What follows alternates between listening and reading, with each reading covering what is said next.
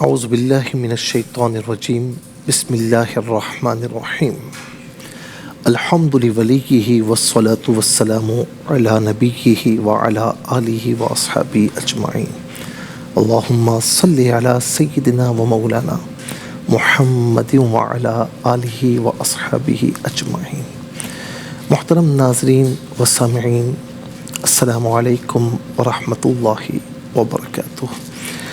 Programme درس قرآن بعنوان عثمان غنی رضی اللہ تعالی عنہ، اس ٹاپک کے ساتھ، عنوان کے ساتھ آپ کی خدمت میں حاضر ہیں، اور ہمارے ساتھ آڈینس بھی موجود ہیں۔ ہمارا مستقبل ہے، ہمارا فیوچر ہے، تو انشاءاللہ یہ بھی ہمارے ساتھ رہیں گے اور آپ بھی اس درس قرآن میں ہمارے ساتھ رہیں گے۔ آج جو آیت منتخب کی ہے، جس میں کچھ تفصیلی نکات آپ کی خدمت میں عرض کرنے ہیں، وہ سورہ زمر آیت نمبر 9 ہے، 9۔ رب ذوالجلال فرماتا ہے کہ امن ہوا قانت آناء اللیل ساجدا وقائما یحذر الآخرۃ ویرجو رحمت ربہ قل هل يستوي الذین یعلمون والذین لا یعلمون انما یتذکر اولو الالباب۔ فرمایا کہ بے شک جو رات کے اوقات سجدے میں اور قیام میں گزارتے ہیں اور وہ آخرت کے عذاب سے ڈرتے ہیں۔ صیغہ واحد کا استعمال ہوا، لیکن ظاہر ہے کہ یہ نیک لوگ ہیں، تو اس لیے میں عزت کے ساتھ، احترام کے ساتھ جو صیغہ استعمال کر رہا ہوں۔ آخرت کے عذاب سے ڈرتے ہیں اور اپنے رب کی رحمت کی امید رکھتے ہیں۔ قل هل يستوي الذين يعلمون والذين لا يعلمون، آپ کہیے کہ کیا علم والے اور بے علم برابر ہیں؟ صرف عقل والے نصیحت حاصل کرتے ہیں۔ اب اس میں کچھ تفاسیر جتنی بھی ہیں وہ میں مختصراً کچھ نکات عرض کروں گا۔ پہلی بات تو یہ ہے کہ اس سے پہلی آیات میں اگر دیکھا جائے تو اللہ رب العالمین نے یہ بیان فرمایا تھا کہ وہی عبادت کا مستحق ہے، اور اسی نے آسمانوں اور زمینوں کو بنایا ہے، اسی نے دن اور رات کے توارد اور تعاقب کا سلسلہ قائم کیا ہے۔ اپنی الوہیت اور استحقاق عبادت کے دیگر دلائل بیان فرمائے تھے، اور مشرکین کے شرک اور ان کی ناشکری کی مذمت فرمائی تھی۔ ان آیات میں ان کے عقائد کی مزید مذمت بیان فرمائی، اور پھر یہ بھی فرمایا کہ ان کے عقائد میں تضاد ہے، جو وہ کہتے ہیں اس میں بھی تضاد ہے۔ کیوں تضاد ہے؟ تضاد کی وجہ کیا ہے؟ کہ اس سے پچھلی آیت میں، آیت نمبر 8 میں سورہ زمر کی، فرمایا کہ وَإِذَا مَسَّ الْإِنسَانَ ضُرٌّ دَعَا رَبَّهُ مُنِيبًا إِلَيْهِ ثُمَّ إِذَا خَوَّلَهُ نِعْمَةً مِّنْهُ نَسِيَ مَا كَانَ يَدْعُو إِلَيْهِ مِنْ قَبْلُ وَجَعَلَ لِلَّهِ أَنْدَادًا لِيُضِلَّ عَنْ سَبِيلِهِ قُلْ تَمَتَّعْ بِكُفْرِكَ قَلِيلًا إِنَّكَ مِنْ أَصْحَابِ النَّارِ۔ اور جب انسان کو کوئی تکلیف پہنچتی ہے تو وہ اپنے رب کی طرف رجوع کرتا ہے، اسی کو پکارتا ہے۔ پھر جب اللہ اپنی طرف سے اس کو نعمت عطا فرماتا ہے تو وہ بھول جاتا ہے کہ وہ اس سے پہلے کیا دعا کرتا رہا، اور اللہ کا شریک بنا لیتا ہے۔ فرمایا کہ آپ کہیے ان سے کہ تم اپنے کفر سے تھوڑا سا فائدہ اٹھا لو، بے شک تم دوزخ والوں میں سے ہو۔ کفار کا طریقہ بھی یہ تھا کہ جب مصیبت آتی تو اللہ کی بارگاہ میں دعائیں کرنا شروع کر دیتے، جب مصیبت دور ہوتی اس کے بعد پھر شرک کر لیتے، شروع کر دیتے۔ فرمایا کہ یہ ان کے عقیدے میں بھی تضاد ہے، جو وہ کہتے ہیں اس میں تضاد ہے۔ اگر تضاد نہ ہوتا یہ کبھی ایسا نہ کرتے، تو وہ تو اپنے کہے پر بھی قائم نہیں ہے۔ جب مصیبت آتی ہے تو اپنے بتوں کو کیوں نہیں پکارتے؟ کیونکہ وہ بت کچھ کر نہیں سکتے۔ اللہ رب العالمین مصائب و آلام دور فرماتا ہے۔ اسی لیے ایک سبق ہمارے لیے بھی ہے کہ اس دور حاضر میں بھی ہم دیکھتے ہیں کہ ایک بندہ دین سے دور ہوتا ہے، لیکن جب کوئی مصیبت آ جائے، کوئی ٹریجڈی ہو جائے، کچھ چوری ہو جائے، ڈاکہ زنی ہو جائے، تو وہ فوراً ہاتھ میں تسبیح، سر پر ٹوپی، اور مسجد میں پہلی صف میں ہمیں نظر آتا ہے۔ مفتی صاحب کوئی وظیفہ دے دیں، مولانا صاحب کوئی وظیفہ دے دیں، یہ پڑھ لیں وہ پڑھ لیں، پڑھتا رہتا ہے۔ لیکن جب مصیبت دور ہو جاتی ہے پھر وہ مسجد میں آنا چھوڑ دیتا ہے۔ ایسا نہیں کرنا چاہیے۔ عام طور پر ہم میں سے کئی لوگ یہ شکایت کرتے ہیں کہ یار کوئی مصیبت پریشانی آ جائے، ہم نمازیں بھی پڑھتے ہیں، سب کچھ کرتے ہیں، لیکن وہ مصیبتیں دور نہیں ہوتی، پریشانیاں دور نہیں ہوتی. کیا وجہ ہے؟ اس کی ایک وجہ یہ ہے کہ ہم خوشیوں کے لمحات میں اللہ کو یاد نہیں کرتے اور غم میں اللہ یاد آتا ہے. تو اب یہاں پر ایک حدیث پاک بھی ہے اور ہمارے لیے ایک مجرب وظیفہ بھی ہے. اگر ہم چاہتے ہیں کہ پریشانیاں نہ آئیں، مشکلات نہ آئیں، اگر ہم چاہتے ہیں کہ مصیبت آئے، ہم دعا کریں، دعا قبول ہو جائے، ہماری مصیبتیں دور ہو جائیں. تو نبی علیہ الصلاۃ والسلام نے فرمایا کہ جس شخص کو اس سے خوشی ہو کہ اللہ تعالیٰ مصائب کے اوقات میں اس کی دعاؤں کو قبول فرمائے، اس کو چاہیے کہ وہ راحت اور خوشی کے ایام میں اللہ تعالیٰ کو یاد کرے. خوشیوں میں اللہ کو یاد کرو گے، اس کی ناشکری نہیں کرو گے، شکر ادا کرو گے، اس کی حمد و ثنا کرو گے، وہ پریشانی یا تکلیف آپ کی طرف نہیں آنے دے گا. اگر آ بھی جائیں تو اللہ رب العالمین آپ کے ساتھ ہوگا. تو یہ ایک مجرب وظیفہ بھی ہے جو کہ اس حدیث پاک میں بیان کیا گیا. اب اسی میں یہاں پر امن ہوا قانت، قانت یہ لفظ ہے. جس شخص پر جو اطاعت اور عبادت واجب ہو وہ اس کے لیے قیام کرے، اسے قانت کہتے ہیں. ابن عباس فرماتے ہیں کہ القنوت کا معنی ہے اللہ تعالیٰ کی اطاعت کرنا. قرآن مجید میں کل اللہ قانتون، سب کے سب اس کی بارگاہ میں عبادت کر رہے ہیں، اطاعت کر رہے ہیں. اور آنا اللیل کا معنی اور آنا النہار کا معنی رات اور دن کے اوقات میں. اب چاہے وہ رات کا اول وقت ہو، چاہے درمیانی وقت ہو، چاہے آخر وقت ہو. حضرت جابر رضی اللہ تعالیٰ عنہ بیان کرتے ہیں کہ اللہ کے رسول علیہ السلام نے فرمایا کہ افضل الصلاۃ طول القنوت. فرمایا کہ سب سے افضل نماز وہ ہے کہ جس میں لمبا قیام ہو، لمبا قیام ہو. اور اس آیت سے یہ معلوم ہوا کہ رات کی نماز میں قیام کرنا دن کی نماز میں قیام کرنے سے افضل ہے. کیوں؟ رات کو عبادت کرنا عام لوگوں سے مخفی ہوتا ہے، مخفی رہتا ہے، ان کو نہیں پتہ چلتا، تو ریاکاری کا شبہ ہی نہیں ہے. نمبر 2، اندھیرا لوگوں کو دیکھنے سے مانے ہے. عام طور پر لوگ اس وقت سو رہے ہوتے ہیں اور نماز پڑھنے والا، عبادت کرنے والا اپنے رب کی بارگاہ میں جھکا ہوا ہوتا ہے، قیام کر رہا ہوتا ہے، یا رکوع میں ہوتا ہے یا سجدے میں ہوتا ہے. اور اسی طریقے سے رات کے وقت اپنی نیند کو، اپنے آرام کو چھوڑ کر اللہ کی بارگاہ میں کھڑے ہونا یہ مشقت والا کام ہے. تو اسی لیے رات کے نوافل، رات میں قیام، دن کا قیام بھی بڑا افضل ہے، لیکن رات میں تنہائی میں یکسو ہو کر اللہ کی بارگاہ میں قیام کرنا، رکوع کرنا، سجدہ کرنا یہ بہت ہی افضل ترین ہے. اسی لیے تہجد کی نماز کے بڑے فضائل ہیں نا. ہم عام طور پر اس میں غور نہیں کرتے کہ بھئی نفل ہیں تو نفل ہم چھوڑ دیتے ہیں. نہیں، کبھی کوشش کیجئے کہ اللہ تعالیٰ کی بارگاہ میں بات تو کیجئے، کبھی خلوت میں اس کی بارگاہ میں راز و نیاز تو کیجئے. اور وہ تہجد میں ہمیں میسر آتا ہے. اور یہ وقت وہ وقت ہوتا ہے اللہ اکبر کہ فرمایا کہ اللہ تبارک و تعالیٰ ہر رات کو جب رات کا آخری تہائی حصہ باقی رہتا ہے تو فرماتا ہے کوئی ہے مجھ سے دعا کرے تو میں اس کی دعا قبول کروں. اللہ اکبر. کوئی ہے مجھ سے سوال کرے تو میں اس کو عطا کروں، کوئی ہے مجھ سے بخشش طلب کرے تو میں اس کو بخش دوں.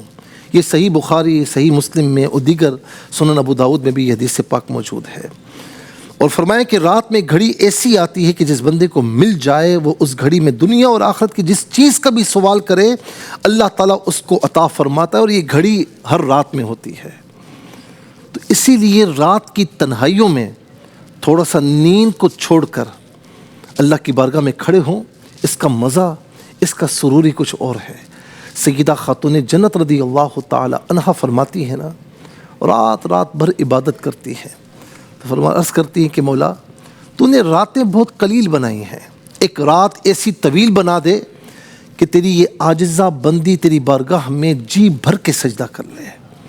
خود نبی صلی اللہ تعالیٰ علیہ وسلم پوری رات عبادت فرما رہے ہیں، پاؤں مبارک میں سوجن آ جاتی ہے لیکن عبادت نوافل ترک نہیں فرماتے۔ سیدہ عائشہ ام المؤمنین فرماتی ہیں رضی اللہ عنہا کہ حضور نبی کریم صلی اللہ تعالیٰ علیہ وسلم ہر رات میں عام طور پر 11 نوافل پڑھتے تھے، جس میں 8 رکعت تہجد کی ہیں اور 3 رکعت جو ہے وہ وتر کی ہے۔ یہ آپ کا کنٹینیوسلی یہ عمل تھا۔ تو ہمیں بھی چاہیے کہ رات کے اوقات میں کچھ اللہ کی بارگاہ میں کچھ نہ کچھ ہم جھکا کریں، اللہ کی بارگاہ میں کچھ نہ کچھ عبادت ہمیں کرنی چاہیے۔ اور یہاں پر میں ایک بات اور بھی عرض کروں گا، کیا بات ہے کہ جن کو اللہ رب العالمین نے جو میاں اور بیوی، شوہر اور بیوی کے رشتے میں ایک جو ہے وہ باندھا ہے، جو میاں اور بیوی ہیں، کتنی پیاری بات فرمائی۔ اللہ کے رسول علیہ السلام نے فرمایا کہ اللہ اس شخص پر رحم کرے جو رات کو نماز کے لیے اٹھا اور اس نے اپنی بیوی کو جگایا، پھر اس نے نماز پڑھی۔ اگر وہ اٹھنے سے انکار کرے تو اس کے چہرے پر تھوڑا سا پانی کے چھینٹے مارے، کہ اللہ اس عورت پر رحم فرمائے جو رات کو اٹھ کر نماز پڑھے، اپنے شوہر کو جگائے اور وہ بھی نماز پڑھے۔ اگر وہ اٹھنے سے منع کرے تو اس کے چہرے پر پانی کے چھینٹے مارے جائیں تاکہ وہ اٹھ جائے، کچھ اللہ کی بارگاہ میں جھک جائے۔ کتنے خوش نصیب ہیں وہ شوہر اور بیوی، ہسبینڈ اینڈ وائف، جو رات میں اس طرح عبادت کریں۔ اللہ اکبر۔ پھر اس کے ساتھ سجدے کی فضیلت اور قیام کی فضیلت تو ہم نے آپ کی خدمت میں عرض کی۔ سجدے کی فضیلت، اس آیت کی ابتدا اللہ تعالیٰ نے عمل سے کی ہے۔ امن هو قانت آناء اللیل امن هو قانت آناء اللیل ساجدا وقائما یحذر الآخرۃ، کہ رات کے اوقات میں وہ سجدہ کرتے ہیں، قیام کرتے ہیں، تو یہ عمل ہے۔ اور انتہا کیا ہے؟ انتہا قل هل یستوی الذین یعلمون والذین لا یعلمون، انتہا علم پر فرمائی۔ اس کی وجہ کیا ہے؟ کہ اللہ تعالیٰ کے نزدیک وہی علم قابل شمار ہوتا ہے، وہی علم قابل شمار ہے جو عمل کے ساتھ ہو، کیونکہ بے علم شخص بالقوہ گمراہ ہے۔ ہو سکتا ہے کہ وہ جہل کی وجہ سے کسی برے عقیدے یا کسی برے عمل کو اختیار کر لے، اور بے عمل شخص بالفعل گمراہ ہے۔ پھر اس آیت میں یہاں پر یہ بھی فرمایا کہ وہ سجدہ بھی کرتے ہیں، قیام بھی کرتے ہیں، سجدہ بھی کرتے ہیں۔ اب یاد رکھیں کہ یہاں پر اللہ رب العالمین نے پہلے سجدے کا ذکر فرمایا، اس کے بعد قیام کا۔ حالانکہ قیام پہلے ہوتا ہے، سجدہ بعد میں ہوتا ہے، ایسا ہی ہے نا؟ ایسا نہیں ہے، ایسا ہی ہے۔ کیا ہے اس کی وجہ؟ یہ ہے کہ سجدہ وہ حالت ہے کہ جس حالت کو اللہ تعالیٰ بہت پسند فرماتا ہے۔ اس کی وجہ کیا ہے؟ کہ انسان اپنی اعلیٰ ترین چیز پیشانی کو، سر کا جو ابتدائی حصہ ہے نا پیشانی، اس کو زمین پر ٹکاتا ہے، اللہ کی بارگاہ میں عاجزی اختیار کرتا ہے۔ یہ عاجزی کی انتہا ہے کہ مولا میں تیرے سامنے کچھ نہیں ہوں، تو اپنی عاجزی کی انتہا پیش کرتا ہے۔ اور حدیث پاک میں کہ اللہ تعالیٰ کو عبادات میں سب سے جو زیادہ قرب حاصل ہوتا ہے نا، جس بندے کسی بندے کو یا بندی کو اللہ تعالیٰ کا قرب حاصل ہوتا ہے، وہ سجدے میں حاصل ہوتا ہے۔ تو اسی لیے سجدے کا ذکر پہلے فرمایا اور قیام کا ذکر بعد میں فرمایا۔ اور اس لیے بھی کہ کہتے ہیں کہ قیام میں تھوڑی مشقت ہے، سجدہ آسان ہوتا ہے، قیام میں تھوڑی مشقت ہوتی ہے، کھڑا رہنا۔ مثال کے طور پر کسی کے تکلیف ہے یا کوئی عذر ہے تو بعض اوقات وہ بیٹھ کر نماز پڑھتے ہیں، سجدہ کر لیتے ہیں، بیٹھ کر نماز پڑھتے ہیں۔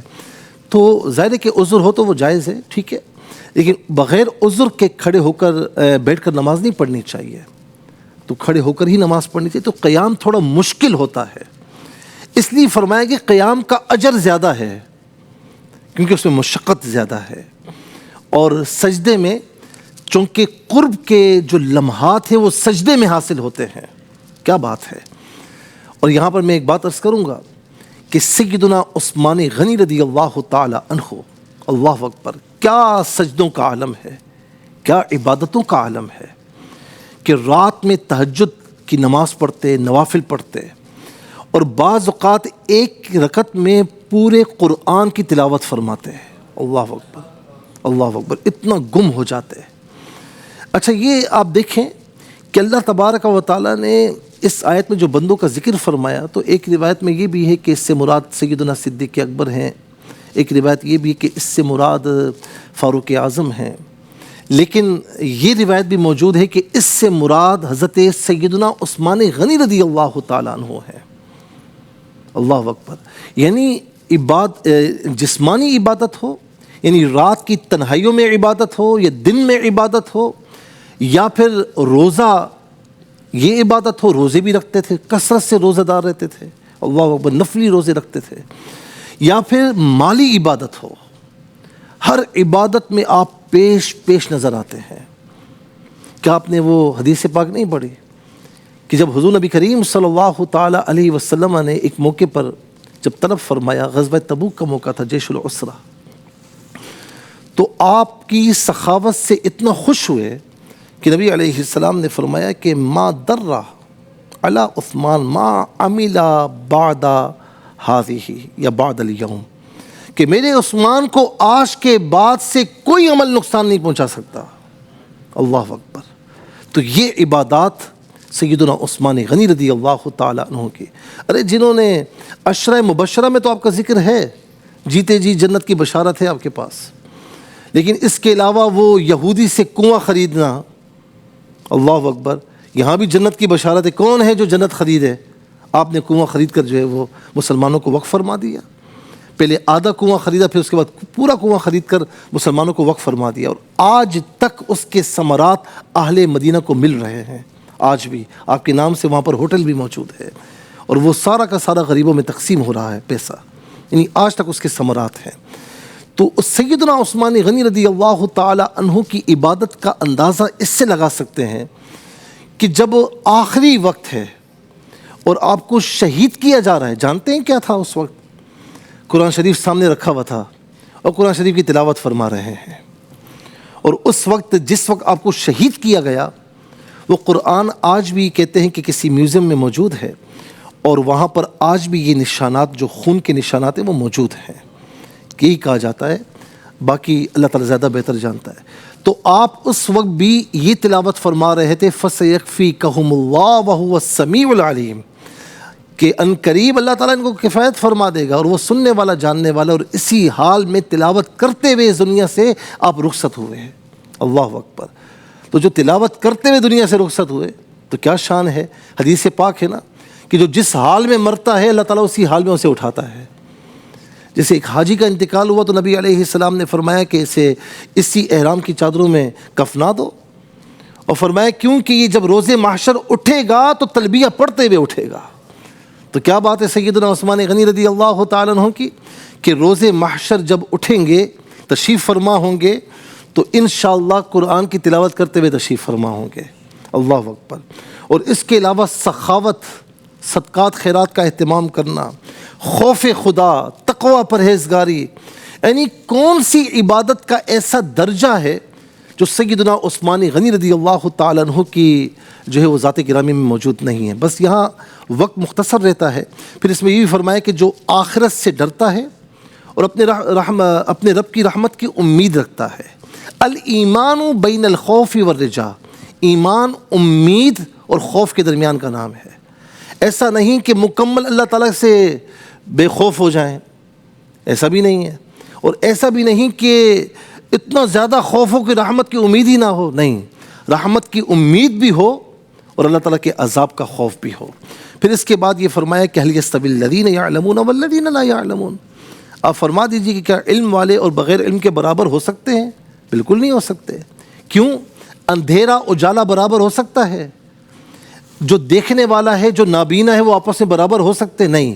جس طرح کوئی سایہ اور دھوپ برابر ہو سکتے ہیں، جس طرح یہ برابر نہیں ہو سکتے، تو علم والا اور بے علم کبھی برابر نہیں ہو سکتے۔ انما یتذکر اولو الالباب، صرف عقل والے ہیں جو نصیحت حاصل کرتے ہیں۔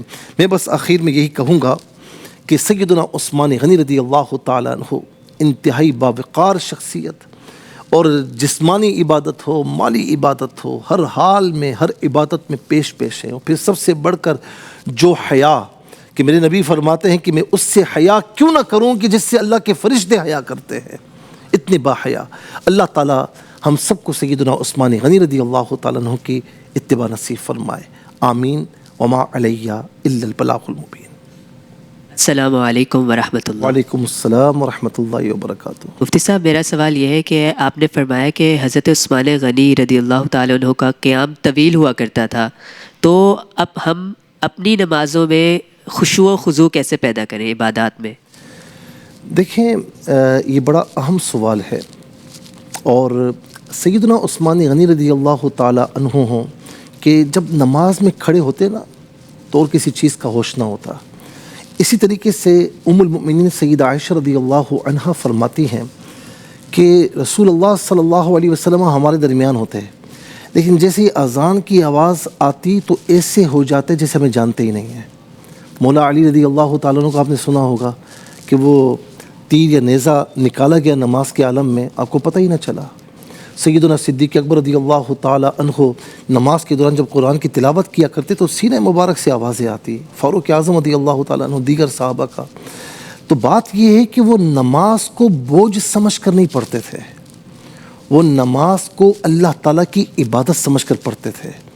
جس طرح ہمیں کھانے کے بغیر چین نہیں آتا نا، نیند کے بغیر چین نہیں آتا، انہیں عبادتوں کے بغیر چین نہیں آتا تھا۔ تو جس طرح جسم ہے نا، یہ مادی غذاؤں کو طلب کرتا ہے، ہماری روح نماز کو، اللہ تعالیٰ کی عبادت کو طلب کرتی ہے۔ تو یہ نفوس قدسی جو تھے یہ نماز کو بوجھ نہیں سمجھتے تھے۔ آج ہم نماز کو بوجھ سمجھتے ہیں، یا جلدی پڑھ لو، بعد میں پھر موقع نہیں ملے گا۔ اچھا، لوگوں کے سامنے آہستہ آہستہ پڑھتے ہیں، اور پھر جب اکیلے میں ہوتے ہیں تو بالکل جلدی پڑھتے ہیں۔ تو یاد رکھیں کہ نماز کو بوجھ نہ سمجھیں، یہ اللہ تعالیٰ کی رضا کے لیے پڑھیں نا۔ وہ کہتے ہیں نا کہ موتی کو نہ دیکھیں، موتی والے کو دیکھیں۔ وہ ایاز نے یہ کہا تھا نا، موتی نہیں اٹھائے، تو محمود غزنوی علیہ الرحمہ نے فرمایا تو نے کیوں نہیں اٹھائے؟ تو کہا مجھے موتی نہیں، موتیوں والا چاہیے۔ تو ہمیں عبادت یہ سبب ہے اللہ تعالیٰ کی بارگاہ میں پہنچنے کا، تو ہمیں اللہ تعالیٰ کی رضا کے لیے عبادت کرنی چاہیے۔ عبادت کو بوجھ نہ سمجھیں، تو خشوع اور خضوع آپ یہ سمجھیں کہ میں ارحم الراحمین کی بارگاہ میں کھڑا ہوا ہوں، تو پھر جو سرور آپ کو آئے گا، جو خشوع اور خضوع آئے گا، تو وہ انشاءاللہ پھر ایک مرتبہ آ جائے نا، پھر آپ کی عادت بن جائے گی۔ اللہ تعالیٰ ہم سب کو اپنی عبادات میں خشوع اور خضوع عطا فرمائے۔ جی ناظرین و سامعین، اس کے ساتھ ہی ہمارے اس پروگرام کا وقت اپنے اختتام کو پہنچا۔ پھر کبھی کسی درس قرآن میں آپ کی خدمت میں حاضر ہوں گے، اس وقت تک کے لیے اجازت چاہیں گے، اس امید کے ساتھ کہ اللہ تعالیٰ آپ کا، ہم سب کا حامی و ناصر رہے۔ السلام علیکم ورحمۃ اللہ وبرکاتہ۔